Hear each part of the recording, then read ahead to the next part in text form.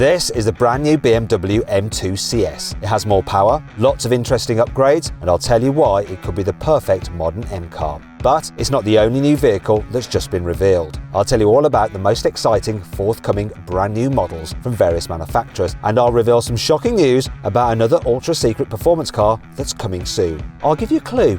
It starts with GT2 and ends with RS. More on that one later. I'm Matt Watson, and you're watching CarWow.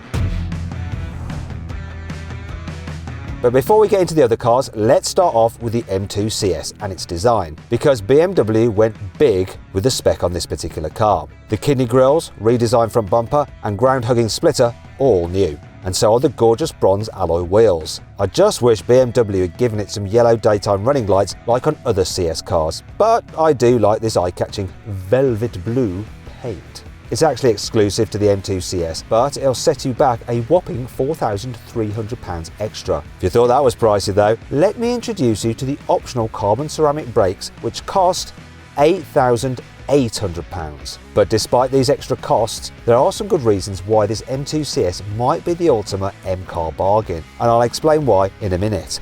First though, we need to talk about the upgrades on the car. You see, you also get stiffer suspension that rides 8mm lower to the ground than the standard car, and the chassis has been reworked to make it feel more agile and track focused. Speaking of which, you can also choose to ditch the road tyres for semi-slicks if you plan on doing a few track days. However, there are some much bigger changes round the back, including my favourite, this massive ducktail spoiler. Maybe BMW should change the name to Goosetail or something, because it's just so huge. Anyway, that isn't just some plastic stuck on the boot lid. BMW has completely redesigned the whole boot panel, and it's now made of carbon fibre instead of sheet metal. But that's not all. You also get a new carbon fibre rear diffuser, and the M2's optional carbon fibre roof comes as standard on the CS.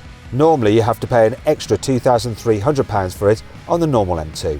The combined effect of all these carbon add-ons means that the CS weighs in at 30 kilograms less than the standard automatic M2. So how does that affect the performance? Well, I'm going to tell you in a moment. But first, let's check out the interior, because there's even more carbon fibre inside. Firstly, the gearshift paddles are made out of the stuff, and so is the new centre console trim. So too are the sport seats. The steering wheel has new Alcantara trim, a red straight ahead marker, and there are plenty of new CS badges dotted around the cabin. But besides that, the layout is the same as the standard M2. And that brings us on to the engine. You see, this M2 CS has the same basic 3-litre twin-turbo straight-six as the standard M2. However, it has a lot more power. BMW has boosted it from 480 horsepower to 530 horsepower. Maximum torque has also increased from 600 Nm to 650. And all this means that the M2 CS has exactly the same power and torque figures as the latest M3 and M4 competition. Not only that, but these cars all use the same basic chassis and 8-speed automatic gearbox. This means that you can't get the CS with a manual like you can the standard M2, which I think is a little bit of a shame. The biggest difference between the M2 CS and the M3 and M4 is that it's rear-wheel drive only. Those two come with switchable all-wheel drive. As a result, BMW reckons the M2 CS will do 0 to 60 miles an hour in 3.8 seconds. That makes it 0.2 of a second quicker than a standard automatic M2. However, it is still 0.3 of a second slower than an M4 competition to 60 miles an hour. So why would you buy an M2 CS over an M4 competition? Well, one reason is the price. If you avoid some of the more expensive options, the M2 CS is actually a bit of a bargain. Well, compared to the M4 at least. In the UK, it'll set you back £86,800, which is £4,500 less than the cheapest M4 competition. And that's not all. BMW hasn't confirmed how many M2 CSs it will build, but it'll be a limited run car, just like the M4 CS, and those cost over £122,000. And believe me, they're blooming brilliant and super fast, as this drag race proved.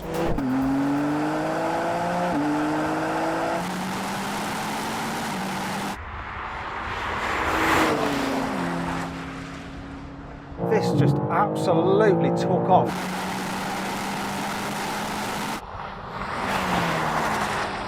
If the new M2 CS is anywhere near as good as the new M4 CS, it's sure to be a big hit. However, this is not the only new offering from BMW. Under this camouflage are the new 3 Series and iX3 that will be revealed very soon, and they should go into production in 2026. These are the first production BMWs to get the company's newer class of design language, which I know is very controversial. But then new BMW design is always very controversial. I know a lot of people hated the way the original Neue Klasse concept looked, but don't jump to conclusions. Lots of people hated the design of the new M3 and M4 at first with their grills, but that didn't stop people buying them. And now, I think most people think they look rather cool. Speaking of which, let's move on from BMW because there are lots of other premium brands also cooking up some exciting new cars, including Ferrari, which just released this new 296 Speciale. The hardcore model has 880 horsepower, which is 50 horsepower more than the standard car, but it also weighs 60 kilograms less, and it has plenty of GT3 inspired aero to help trim lap times and turn heads. The 0 to 60 mile an hour time has dropped by a tenth of a second, and the price has jumped to over £300,000. But that isn't the most shocking thing to come out of Ferrari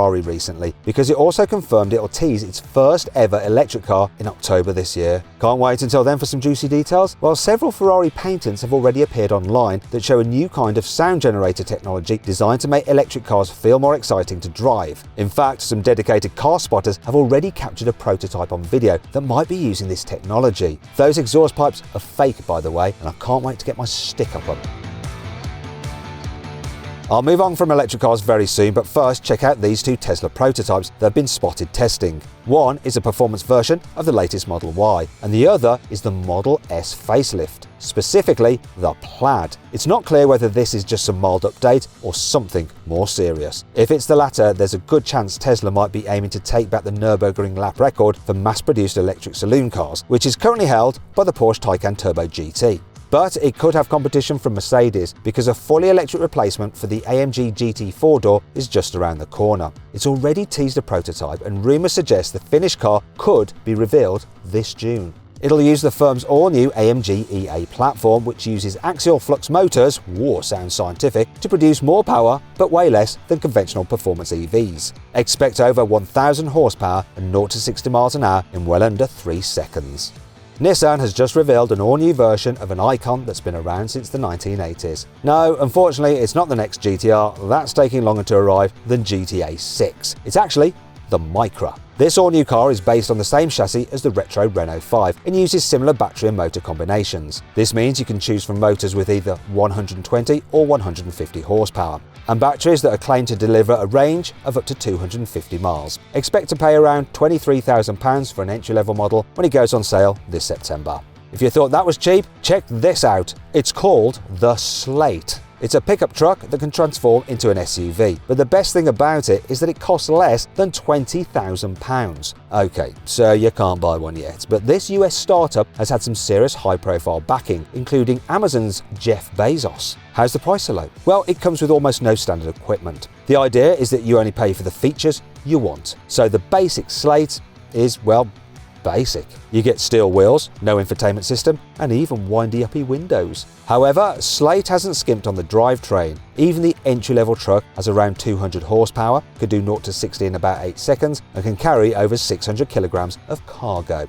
Now let's talk about the car I'm most excited about, the new Porsche 911 GT2 RS. Porsche hasn't revealed any official details yet, but this prototype reveals something pretty shocking. I'm not talking about the GT3 RS inspired aero or even the ultra-wide body kit. It's actually this tiny yellow sticker on the rear windscreen, which is there to warn first responders that the car has an electric or hybrid drivetrain. So, does this mean the new GT2 RS is going hybrid? Well, it will share its engine with a 992.2 Turbo S, and that car's expected to use the same hybrid tech as the new GTS. When you consider that the previous GT2 RS has 700 horsepower and this new one will have clever electric turbo tech and an electric motor to boost its output, it could be able to deliver up to 800 horsepower. And I thought the old car was scary enough.